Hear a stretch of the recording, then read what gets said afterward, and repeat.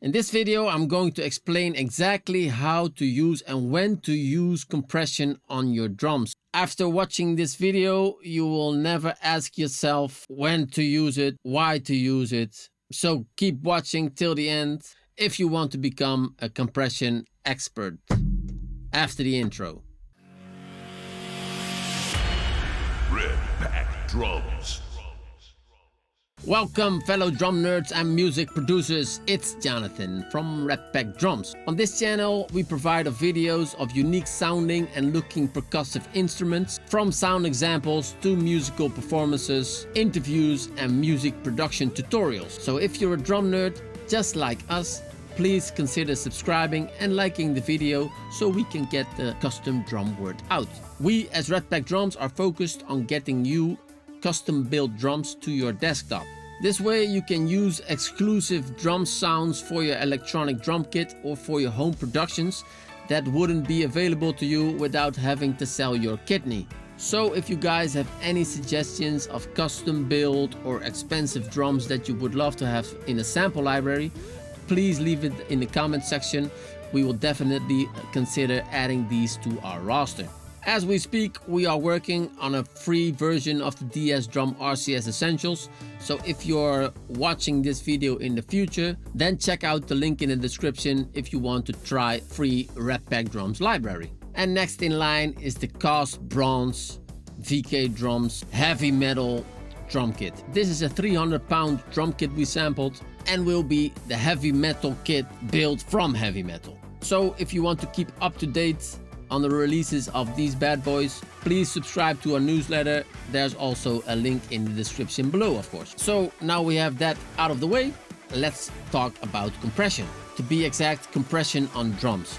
So to make it really easy to understand, you have to ask yourself 4 questions. 1, 2, 3, 4. Most drummers can count to 4, right? And the first one is, do I want to make the drummer hit harder? Second question is, do I want the drummer to hit softer? Question 3, do I want to make the sound of the snare short? Question 4, do I want to make the sound of the snare longer? And that counts for every hit, every tom, every instrument in the drum. Obviously there are more situations and different situations that you want to use compression. For example, on vocals it's a little bit of a different approach, but on drums these are the 4 questions you should ask yourself. And as we are a drum channel, we're not talking about vocal compression or bass compression, whatever. We want to know when to use compression on our drums, or we don't use any compression. Could be you want it to sound as natural as possible, don't use any compression, right? But there are some other techniques that could be used for drum compression. I will show you my favorite ones in the Cubase session right now. So here we are, and of course we are using our DS Drum RCS Essentials library, because we are a drum sample company and we want you to buy from us, right? Thank you for the support.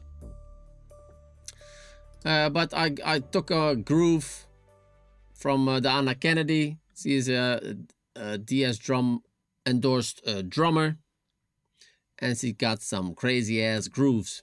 So I loaded it up in the Cubase session and it sounds like this.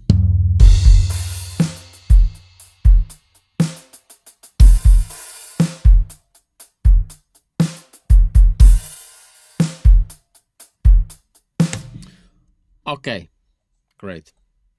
So here we are in the mixer, and I set up a multi-out from our library, and you can set these up as extensive as you like, but for now we kept it fairly simple. This is the reverb from the library: overheads, rooms, cymbals, kick, snare, and toms. So now you would ask, okay, do I want the snare, for example, to hit harder? Let's load up a compressor. And this can be done with any compressor, with stock plugins, whatever the you own. you can use it. Obviously, there are some compressors work better on different kind of material, but just think about what are you trying to achieve. Does this snare needs to hit harder, or does it need to hit softer? So I like to use Slate plugins. It's really cheap, like 15 bucks a month, and you have a shitload of plugins. So this is a FG Stress. It's like the stressor from Empirical Labs, right? But I like this compressor on drums because it's really fast. So I can really kill the drums if I want, or I can leave it open. Maybe if sometimes it's too fast. So I'll take a slower compressor if I feel like the hard hits are getting too squashed. That's a bit of the way to think about it. Let's see what happens. So we got a groove. And we've got a snare. Let's solo that.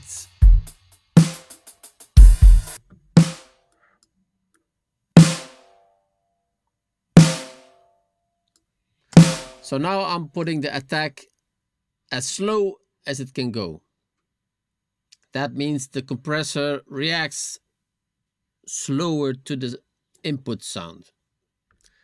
And if I put the attack at 0, then it's fast as hell. And if the compressor is fast, then the drummer will hit soft. If the compressor is slow or slower, the first initial hit, the first initial transient will come through the compressor, and the hit will feel like it's harder. So that's the only thing you should remember. Fast attack, softer hits. Slow attack, harder hits. That's it. Obviously, you need to fine-tune it a bit to get the most emphasis you need. But that's the way to think about it. So let's hear what it does. Now I put the compressor to attack of the compressor as fast as it goes.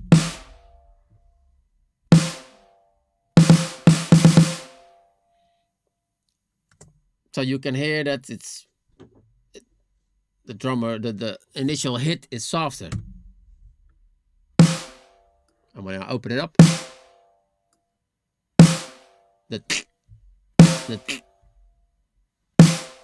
it's harder, right?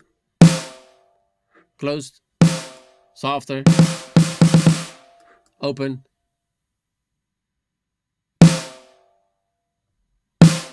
Obviously, the volume also goes a bit up, but the initial peak is harder. So that's it. Just put in enough level in the compressor that it compresses about between 4 and 8 dB, something that it's really working, and play around with the attack to cover the first two questions, harder or softer. Okay, now the latter two questions. Do I want the snare to ring longer, or do I want the snare to ring shorter? And that's done with the release time. So the two things you have to remember: when I put the release time as fast as it goes, then the sound duration is longer. And if I put the release time slower, the sound sounds shorter. So the snare sounds shorter because the compressor is keeping the sound down. So when the sound comes in and you have a really fast release, it releases it up to normal volume really fast. So you can hear the tail of the sound much better. And if I do a slower release, then it keeps it down and it comes up later and the sound is already gone from the ring of the snare is already gone, right? So let's demonstrate that.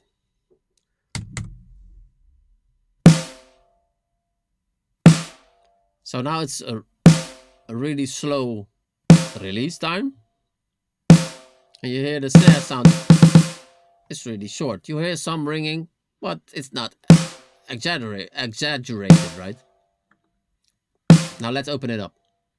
So let's make the release time faster. So faster is longer sound.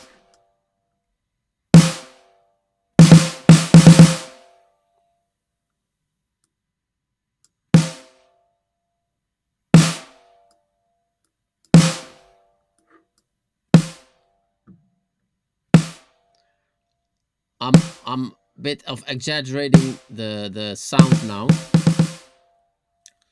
You need to, the compressor needs to work. So you also, this compressor, you need to fine tune the input and the output to keep it a bit of a level in volume. So now it's really compressing the shit out of the snare. For this demonstration, it's easier to hear. So slow release time, really short. Fast release time, more ringing. Bang. Short. That's it. So attack you're using to make the drummer hit harder or softer. Release you're using to hear more of the ring of the snare, tom, room microphones. We can demonstrate it on room microphones. That's also good to hear. Let's do that. Rooms.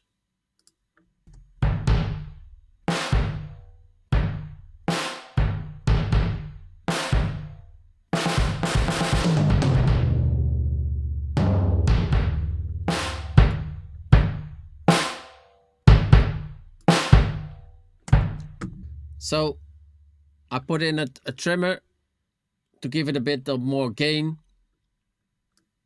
so we can really hear the compressor work. Let's see.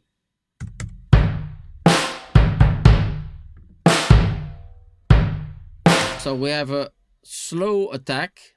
That means the drummer hits hard. And we've got a fast release. So that means the tail is as long as it can go. Of course, you can use higher compression ratios. So if you use higher compression ratios, everything will be multiplied. So the hit harder or softer, or the tail bop, it exaggerates it. So you don't have to know what does 20:1 mean, or 10 octo, blah, blah, blah. Just higher ratio means more compression, more exaggerated sounds. Do you want that? Yeah? Then go higher ratio. If you don't want that, you want more of a nuanced compression or not so obvious sounding, then go to a lower compressor setting, 4:1, 3:1. That's it. So on these room mics, we want to nuke the shit out of it. So let's hear how that sounds. Just without compression.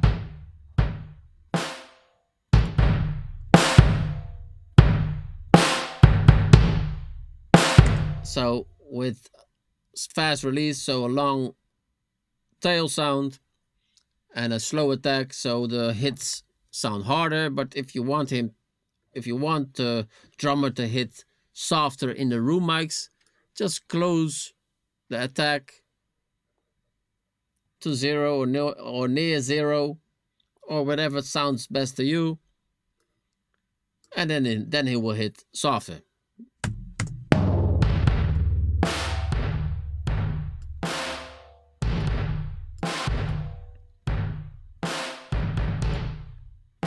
Bit too hard.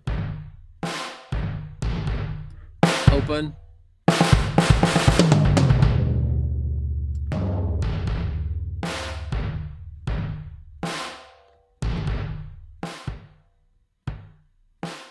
So now I'm opening up the release time, so it takes longer for the compressor to let the sound go. You can see it on the meter. It takes longer to go back to 0. and the sounds sound really short. Longer, shorter. It's that easy. So in context,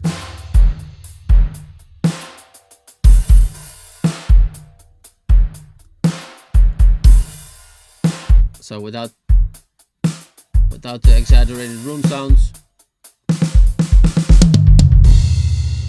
with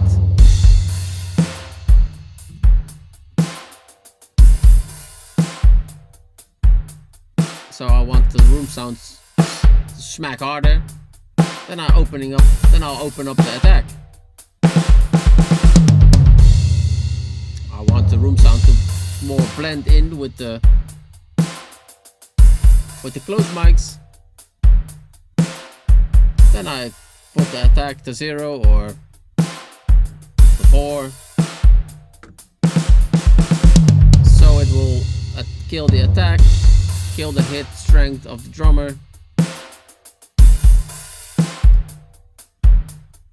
But it all depends on the music, on the style of the music genre. So yeah, and that philosophy, that thinking, you can use on every channel, on every instrument, the kick, the snare, the toms, cymbals, room mics. Do I want the closed mic of the toms to hit harder, softer, longer tail, shorter tail? And then you go through all the channels and use the compression where you feel like it's needed. That's it. Nothing more, nothing less. Don't overthink it. Just use it where necessary. It's not fucking rocket science. Next, I want to show you some compression techniques that I like to use, and I use them a lot, and that's parallel compression. So I'm not really using, but not really using a lot of direct compression on the channel, but I'll make a parallel bus, an FX channel called in Cubase, but you have aux channel, group channels, whatever. Every DAW user and DAWs call it a bit of a different name, but essentially you're just splitting the signal to another channel, and there I use the compression and then blend that right back in. So for example, the kick, let's mute the rest for now.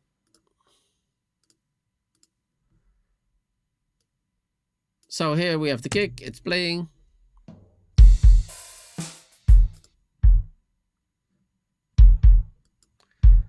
Put on a compressor. And for example, I want the kick to hit harder. So then I use a slow attack.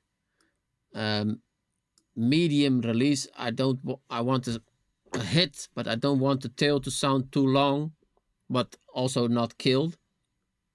But on the parallel compression side, you can exaggerate it a bit because you can have a fader to blend it with the original sound.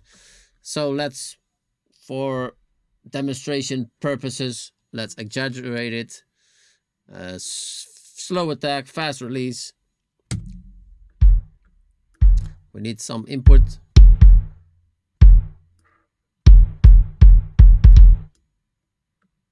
Now you can see the compressor is really doing a ton, a little bit too much.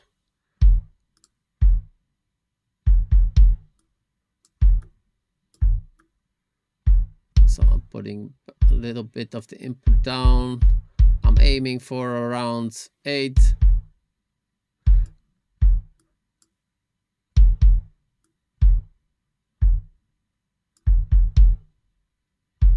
Okay.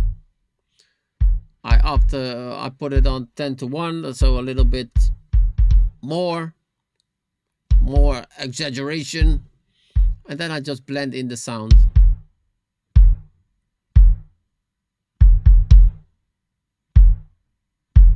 With the fader, without,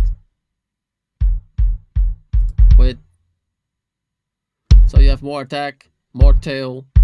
Okay, I want a little bit less tail. Let's close that.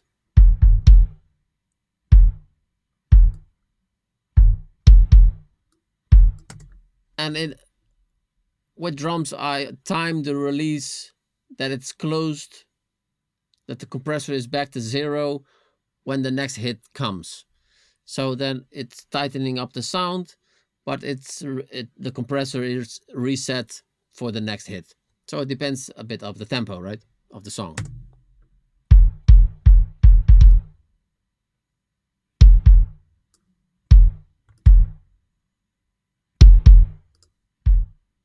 Without, with. And that's something you can do on every channel, right? On the snare, on the toms. So for example, on the snare drum, it sounds like this. Without, with.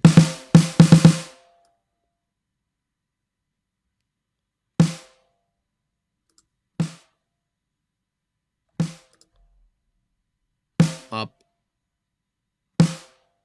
clap, without, with.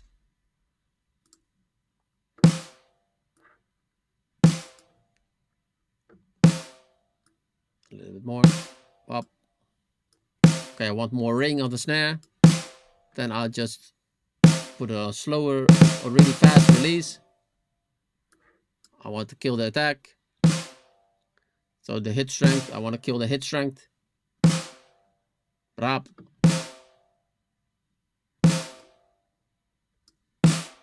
And then just blend it with the original sound. Easy peasy and lemon squeezy. And the other technique I like to use predominantly on acoustic recordings is a bus compressor. And that's more to even out the performance of the drummer. And some compressor give it a bit of a sound. This one from Slate, for example, gives it more of a mid-range boost, a little bit more attacky. And that's what I like for rock productions, for example. So, but you don't really exaggerate it, or you do it for purposefully to get that really huge drum sound if you want. But I like to do the compression exaggeration on the parallel buses and on the group channel. So all the channels go through the bus here. And this is a compressor which I use just to even out the performance, the sounds. So let's hear how that sounds.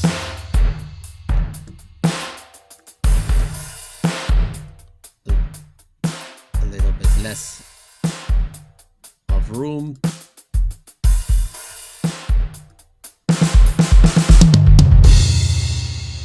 Also, I put up the attack.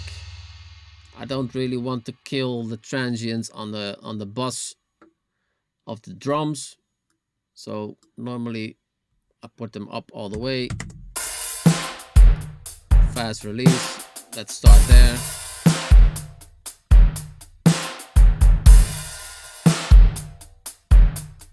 And I just want the compressor to react on the hardest hits a bit, maybe 1, 2 dB, sometimes maybe 3 when it really goes out of the corner. Do you say it like this?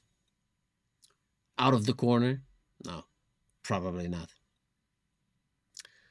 But here in the Netherlands they say that. Nou, vlieg je uit de bocht. Okay.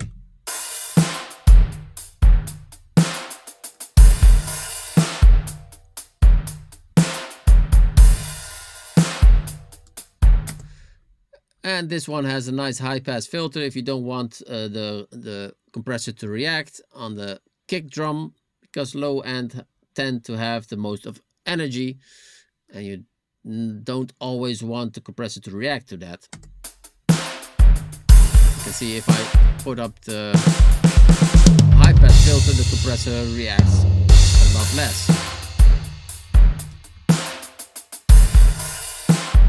A little bit of transient taming, the hit strength of the drummer, so I'm closing the attack a bit.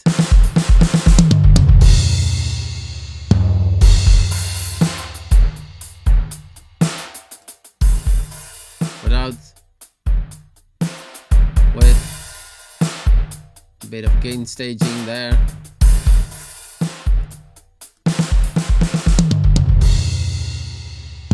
So it gives a bit of a mid push.